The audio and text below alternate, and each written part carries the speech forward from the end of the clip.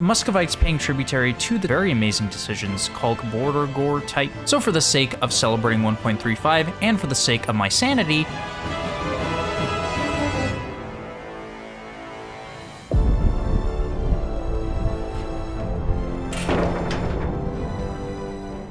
hi everyone, and welcome back to another video. Today we are doing a guide for Muscovy in EU4 1.35. But before this video begins, don't forget to leave a like on the video and subscribe to the channel. Did you know that there's only about a 17% chance that you're subscribed, yet you're still watching my videos? What's going on? So do us both a favor and click subscribe down below. I'm trying to hit 5,000 subscribers before the end of the summer. With that out of the way, let's jump into Muscovy. Muscovy is located in the far reaches of Eastern Europe. It is the bridge between the Holy Roman Empire and Eastern Europe and Poland and Lithuania and Asia, China, the Middle East, and places like that. As Muscovy, you are in a very unique position as you are basically one of the few Orthodox nations at the start of the game. You are definitely the most powerful Orthodox nations at the start of the game. And as the game progresses, you will typically find that you will usually be one of the lone Orthodox nations that exists. However, you can change that, of course, through conquering and releasing vassals and things like that. In 1.35, Muscovy was actually given a brand new mission tree. As you can see right here, all of these amazing missions. The old Muscovite mission tree was very, very old and hadn't been changed in a very, very long time. However, in 1.35, it got completely revamped and now has brand new missions, and that's just for Muscovy. It doesn't count all the stuff that's been added for Russia in EU4 1.35. In this guide, I'm going to show you, of course, how to form Russia, how to get the Russian borders relatively quickly, as you can do with Muscovy, especially now with all of the new flavor and events that have been added in the mission tree. Also going to show you how to get rid of this right here, the Tartar yoke. So one of the things that has been added in 1.35 is the Tartar yoke, which is the Muscovites paying tributary to the Tartars, namely the Great Horde it is that they were paying tribute to historically. And this is, of course, represent how during this time period, the Muscovites and these other Russian principalities were technically beholden to the Great Horde. They were still tributaries, even though the Great Horde had been significantly weakened than it was before. So this event, of course, shows you the Tartar Horde, and it's not that hard to remove it. And in this guide, I'm going to show you how to remove it very quickly so you don't have to be paying that pesky tribute. It just gives you this small modifier here, which is the daily prestige, which does hurt. That is quite a bit of prestige to lose yearly. However, don't worry, we will get rid of this very soon. But before we do all that and resurrect our Rome, we need to set up our states. And the states have been changed in 1.35, so do pay close attention to what I'm about to tell you. For the Cossacks, you want to give out Cossack self-governance, recruit Cossack leaders, and prime herding rights. For the burghers, you want to give out land of commerce, free enterprise, patronage of the arts, and indebted to the burghers. For the boyars, you want to give out primacy of the boyars. We already have strong duchies, which is fine. We were going to give that out anyway. And I think you should give out this new privilege, which has been added in 1.35, at least in this part of the game, called early serfdom. This gives you some fantastic modifiers here. The institution spread is not the best, unfortunately, but the national unrest, national manpower, the war taxes, everything is really, really great. So you also want to give out early serfdom. And of course, you will get this. Don't worry, peasants will rise up against. You can fight them. Peasant troops have absolutely nothing and are super easy to crush. And for the patriarchs, you want to give out religious state, clerical education, religious diplomats, and expansionist zealotry. This one here is going to give out plus 5% morale of armies for any time we're fighting heretics or heathens. And since we're an Orthodox country and there really aren't too many Orthodox countries, pretty much everyone we're going to be fighting is either going to be Catholic, Sunni, or something like that. So that extra 5% morale is going to come in very handy. And of course, don't forget to summon the Diet. Choose whichever agenda is best for you. You will typically get some amazing agendas as Muscovy. I'm going to choose this one right here. And don't forget to seize land. For your initial allies as Muscovy, honestly, you really shouldn't ally anyone. You don't need any allies. You can, if you want to, start improving with the Austrians, as they will typically be a pretty decent ally, assuming that they don't rival you. Just keep in mind that they're not going to like you as much since you are a heretic Orthodox and they're Catholic. However, you can go ahead and start improving with them, but we're not going to be able to ally them for a little while, and you really don't need to have any allies at all. Don't waste any alliance slots allying these tiny little nations right here, the other Orthodox nations, basically Ryazan, Oreyev, Tver, Circassia. Don't waste any diplo slots on them. We're going to be attacking them and eating them up relatively soon. And for your rivals, you're typically only able to rival Novgorod and someone else who rivals you. So of course, rival Novgorod, and in my case, Lithuania. Go ahead and rival Lithuania. In order to jumpstart our fantastic mission tree as Muscovy, we need need to complete this very first mission here called Rally the Army, where you need to be making at least 10 admin per month and have a total army size of 80% of the force limit. 80% of the force limit is not hard. However, for the admin, what you want to go ahead and do is, of course, maintain the focus here on admin. You're already having 9, and then just go ahead and hire a level 1 advisor. I'm going to go ahead and hire the stability advisor or the diplo advisors. Again, you can just hire whichever level one that you have here. I'm going to hire this trade efficiency guy. And for your mill advisor, ideally you'd want a morale of armies or discipline guy. I have one, but he's level 2, so I'm just going to go ahead and take this reinforced speed guy. And in order to get up to 80%, you can just recruit some extra units here like I did. I recruited 1 horse, 1 infantry, and I'm just going to hire this merc company right here. And there we go. Once you have 80% of the force limit and you're making 10 admin per month, you can complete this mission called Rally the Army. Now, this mission is going to give you some very amazing decisions called the Muscovite adaptation, where basically you have 2 options here. You can choose this one, which gives all permanent claims on the Muscovite mission, and it keeps them all permanent, so these claims never expire. Or you can choose this second one here, which is brand new in 1.35, where it makes these non-permanent claims. However, it gives you an extra diplomat, minus 15% core creation cost, allows claims, bordering claims. You can claim entire states, which, by the way, you were typically not able to do that until you form Russia. That's a Russia thing. However,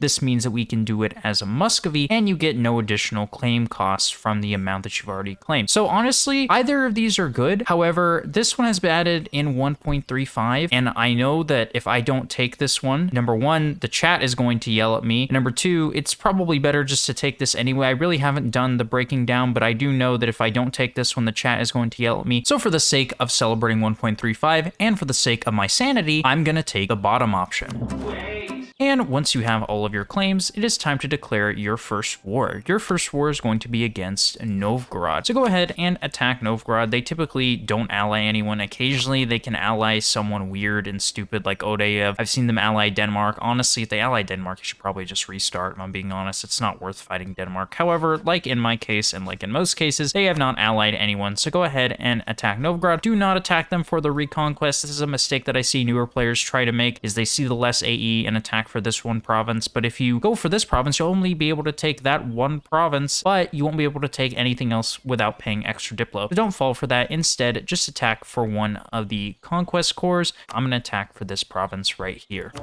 As Muscovy, you do have a ton of vassals, so just go ahead and set your vassals to siege. They can honestly do a lot of the heavy lifting for you. Don't worry if your vassals are getting siege down. Just let the AI get preoccupied with that, and instead you can just completely siege down their land. As long as you are a tributary of the Great Horde, and again, like I said, I'm going to show you how to break that. However, that is going to be a little bit later. Make sure that you pay the tribute whenever you get this event called the Demand for Tribute. If you select this, they're basically going to raid you and devastate some of the provinces down here, and it's not worth it. Instead, just go ahead and pay this tribute. We're going to get rid of this very soon anyway. And so for your peace deal with Novgorod, you of course want to take something like this. The reason we're going to take this absolutely horrific border gore type peace deal is because we don't want anyone being able to attack Novgorod, namely Denmark. Denmark will often pounce on Novgorod once they realize that they're weak, or sometimes Sweden, especially if Sweden breaks free, which it looks like in my game they're going to be breaking free very soon, or Livonians or anyone else. We don't want anyone taking our rightful territory. So make sure that you just take a peace deal like this where you snake around and make sure that no one else can get it, and just take something else. We want to be 100%ing them in every single war, taking as much as we possibly can. As the less that you take in terms of land, the more wars you're going to have to fight them. So make sure for Novgorod to take something like this. It doesn't really matter what you take around here, just of course make sure that you take the entire border so that no one else can get them. Don't worry about a coalition, it is only going to be Novgorod. In order to reduce the amount of provinces that we need to core, feel free to give out some provinces to your vassals. You don't want to give out too much, as the vassals can start to become disloyal. However, feel free to give out some provinces to Belozero, for example, and to Pskov. Again, we want to be saving up our admin power, so giving out these provinces to your vassal is one of the best ways to do so. On a side note, does anyone else love Belozero's color? I absolutely love this so much. How many subscribers for Belozero? How about this? 10,000 subscribers, I do Belozero live stream 24 hours. Let's get there. For your next war, you want to attack the other independent Rus principalities. So the ones that start out independent at the start of the game are Odeyev, Ryazan, and Tver.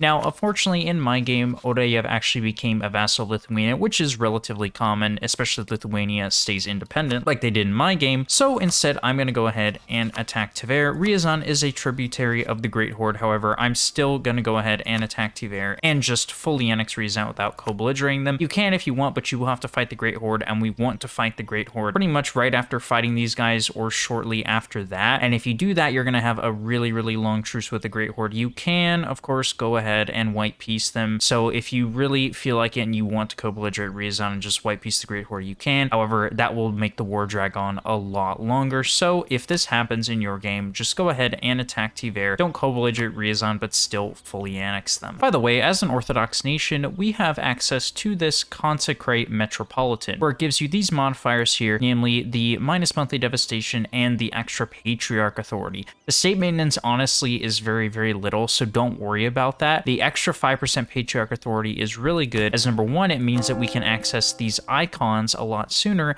and number two, having high Patriarch authority means extra local manpower in all of your Orthodox provinces, which is huge. You want to be snowballing manpower as Russia. So consecrating these metropolitans at the expense of just a teeny tiny bit of extra state maintenance is very much worth it for that extra manpower. At the start of the game, you typically will only have, I think, 1 or 2 states you can do it in. Yeah, pretty much just these 2 states. So just go ahead and consecrate it here. As you progress along the game, you'll be able to consecrate much more, but for now, you'll only have 2 states. And of course, when it comes to Tver and the other Rus principalities, of course, just go ahead and fully annex them and take all of their money. Once you have at least 10% Patriarch authority, you can go ahead and commission an icon. I would recommend picking the icon of St. Michael. The extra discipline and the manpower recovery speed is absolutely huge. For your next war, go ahead and attack one of the steppe hordes. You can choose between the Great Horde or Kazan. Just see who it is easier to attack. In my case, the Great Horde is allied to the Timurids. However, the Timurids are really far away, and I'm also going to go ahead and ally Circassia and promise them land, of course not give them anything, but in the hopes that they will hopefully slow down the Timurids and the Great Horde. You can go ahead and attack Kazan. However, in my game, Kazan is actually allied to all small people, but people who are powerful nonetheless, simply because they are hordes. And if you don't know, hordes get extra combat ability on steppe terrain. So if you have a lot of hordes jumbling up together and fighting you in steppe terrain, you're going to get absolutely destroyed. So again, go ahead and look and see which one is best. However, in my game, I'm going to go ahead and attack the Great Horde. Another reason why you want to go ahead and attack the Great Horde is that if you occupy these provinces here, you can go ahead and actually get rid of the whole paying tribute thing, the Tartar yoke thing here. So go ahead and attack the Great Horde if you can. If you can't, then go ahead and attack Kazan. But do keep in mind, we want to be attacking one of the people here. So I'm going to go ahead and call in Kazan. So I'm going to go ahead and call in Circassia, of course, not give them anything. And I'm going to declare for the conquest of Tambov. And once you control the Great Horde capital, you can go ahead and complete this mission called Break the Tartar Yoke. You either need to control it or own it. Of course, you want to make sure that you control it. You will gain 1 stability. So before you do that, make sure you stab up like that, and then go ahead and take the stability once more. So for your peace seal with the Great Horde, what you want to go ahead and take is something like this. You can go ahead and take this other province right here, or you can take some ducats. Honestly, I'm just gonna go ahead and take the money, as I really do need it since I do have quite a lot of loans. Now, the reason you want to take this province here is because we want to be releasing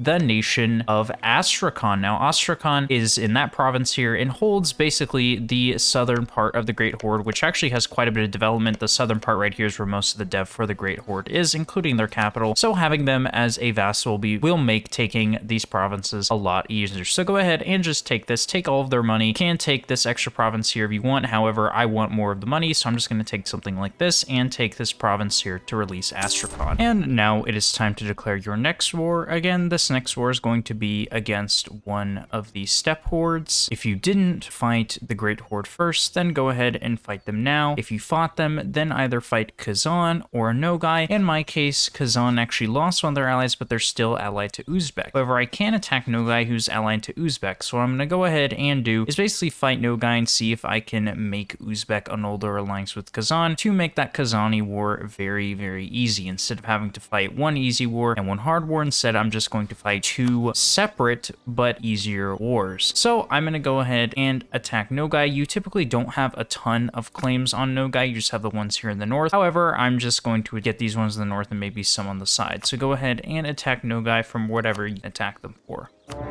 For your peace deal with Nogai, go ahead and just take something like this. Of course, make sure that you take everything that you have claims on, which is not a lot, and just take some of the stuff here on the side. Make them annul any alliances that they might have. In my case, we actually have their alliance with Uzbek, so I'm going to go ahead and make them annul that alliance, and just take as much money as I can. I can't really take too much money since I don't have a ton of war score with Nogai, so I'm just going to take something like this and take these provinces right here. For your first idea group as Muscovy, I recommend taking quantity ideas. Now, unfortunately, quantity ideas are not as good as they used to be in the past. However, in 1.35, they were made slightly better from 25% up to 33% national manpower, 33% some of this other stuff as well. So they are quite good, and pairing quantity ideas with religious ideas gives that lovely little policy there that gives some extra morale for your armies, which is really nice. And plus, we want religious ideas just because we are going to be converting everything to Orthodox, and of course we want the lovely Deus Volt CB once we become Russia. So for your first idea group as Muscovy, make sure you take quantity ideas. For your tier 2 government reform as Muscovy, I recommend taking separate the boyars from court. This will give plus 1.25 government power. Now you might be wondering, oh, what is the government power? The government power is basically these things. So as you can see here, we basically gain this passively, usually from our ruler and things like that. So the more government power that you get, the more you can use these interactions and the less longer it takes for them to charge up. So for your tier 2 government reform, take separate boyars from the court. Once you have these modifiers here, you can complete this mission called the Muscovite Civil War. So you might have noticed in some of the previous cuts before this that I have been at war with Kazan quite a while. In fact, the war started while I was at war with Nogai and Uzbek. Now I didn't really realize this until I was piecing out, but apparently Kazan declared war on me. They, for whatever reason, thought that it was a good idea to declare war on me. I guess it was because I had no manpower. If I was the player, I probably would have declared on Muscovy at that point too, but the AI forgot to remember that I am a human, not a computer. That's from 2013. So they lost, and I beat them and 100%ed them. So I was going to show you how to do the war and stuff and where to declare for, but since we're here for the peace deal, for Kazan, go ahead and just take something like this, see who they're allied to. In my case, they're only allied with Chagatai, so it doesn't really matter. If you want, you can make them annul the alliance, but I'm just going to take as much land as I possibly can and take all of their money. And once you own at least 10 provinces in this area, you can complete this mission called Subjugate Kazan. It's going to give you claims on the rest of Nogai, Traxiana, and into Uzbek. And now it is time to declare your second war against Novgorod. Again, we're just going to do what we did in the last war, declare and take as much as we can. I think we might be able to fully annex something into this war, but I'm not sure. I'll get back to you once we finish the war. And luckily we were able to fully annex Novgorod. Again, just go ahead and do this. It might take you one more war after this, depending on how long you wait and if Novgorod has been developing. However, I'm very lucky that I'm able to take all these provinces and a little bit of money. And once you fully annex Novgorod, you can complete this mission called Invade Novgorod, where it'll give you a bunch of really nice dev as well as more claims into Livonia and places like that. By the way, once you have the boyars' loyalty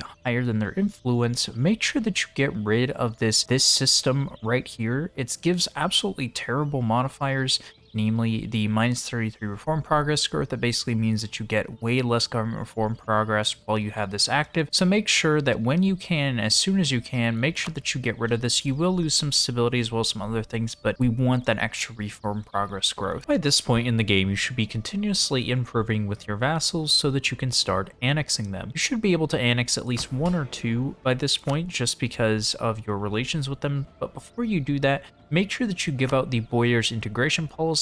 This will basically make it so that you don't lose the diplomatic reputation penalty from annexing your vassals. And there we go. Like I said, just wait until you have a diplomat available and then go ahead and send someone to start annexing your vassals. I'm going to start with Perm right here. And now it is time to declare your next war. So I got claims on Livonian Order from completing the mission, so I'm going to go ahead and attack them for my next war. You might be able to attack the Livonians and you might not. Typically, the Livonians will have Riga called into the war, war, you don't really co-belligerate Riga, as Riga isn't a trade league, then you have to fight a ton of these people and it's not worth it. So instead, you can either vassalize Riga in the peace deal or you can just leave them there. It's ultimately up to you. However, I'm going to go ahead and attack the Livonians. They're typically only allied with the Teutons. Earlier on, the Teutons wouldn't join, fortunately now that they will. We have such greater mil tech than them. We're about to get tech 6 and they barely have tech 5. So suffice to say, we're going to absolutely crush the Livonians. By the way, if you're fighting Riga in this war, you can annex them. It really is up to you. The AE and the Diplo that you're paying is the same. So if you want to annex them, you can, or you can go ahead and vassalize them. It really is up to you what you want to do. It's only 3 more aggressive expansion and it's the same amount of Diplo, whether you annex them or vassalize them, so it doesn't really matter. I'm just gonna go right out and annex them just so it's not another tag that we have to deal with, and I'll go ahead and show you which peace deal to do once you peace out the Livonians. And for your peace deal with the Livonian Order, I would just advise full annexation and take all of their money. If you don't want to fully annex them, then I would say take a peace deal like this, just chop off the borders like that, just to make sure that no one else can get it. Although do keep in mind that sometimes Denmark will attack the Livonians, as Denmark and Sweden both can get claims on these provinces, so just do keep that in mind. So that's why I would say full annexation. However, you don't want to, just do the one that I just showed you. And regardless of what peace deal you do with the provinces, just make sure that you take all of their money. And once you fully annex the Teutons, you can complete this mission called Window to the West. It basically gives you a bunch of claims on some really nice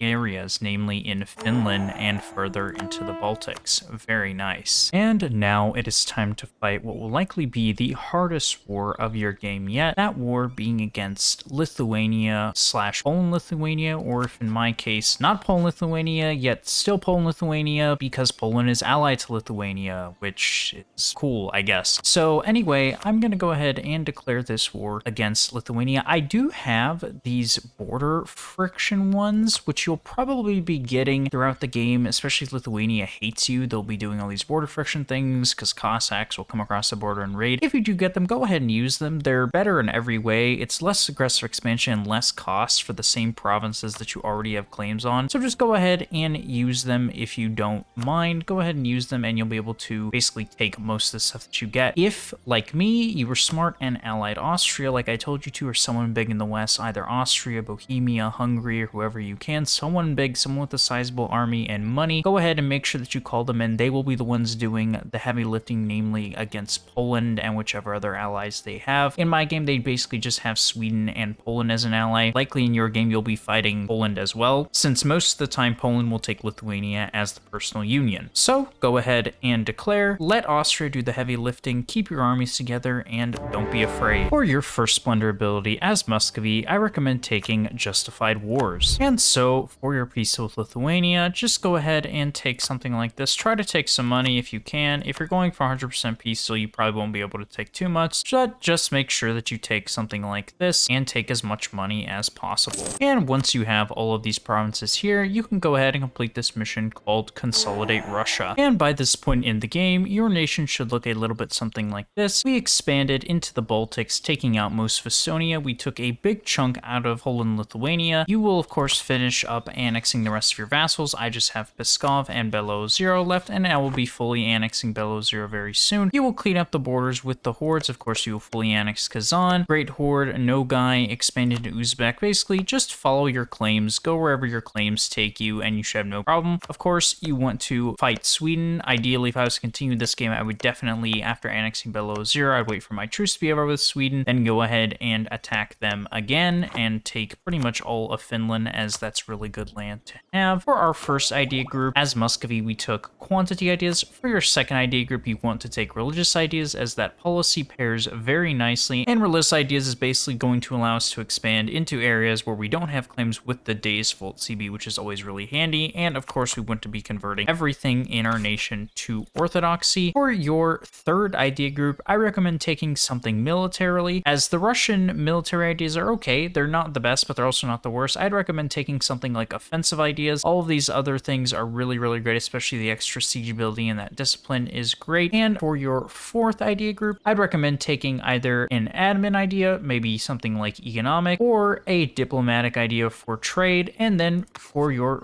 fifth, sixth, 6th, 7th, and 8th idea groups, it is ultimately up to you and what you are doing in your game. These are the missions that we have completed so far. Of course, follow your mission tree for Muscovy, and once you form Russia, which is at Tech 10, you can only do this once you reach Tech 10, but once you form Russia, that is when your real game will really begin, as you get all of these amazing reform modifiers, plus 20% national manpower, which was why we went for quantity ideas. We want to have that massive Russian army that can field so many men like it did historically. You'll get a bunch of permanent claims, you'll get a bunch of monthly autonomy change, you'll get new traditions and ambitions, which are a whole lot better than the Muscovite ideas, and overall it will lead you to a very successful and fruitful playthrough. This is what we took for our first tier government reforms. For your tier 3 government reform, I recommend taking expanded royal court. For your tier 4 government reform, I recommend taking either curtail clerical privileges or maintain balance of power. For tier 5, I recommend taking establish the Streltsy, which is a unique unit type for the Russian government, which is really nice. You can actually access them right here. They basically give some great modifiers and become a lot more powerful. They're somewhat similar to the Janissaries that you can find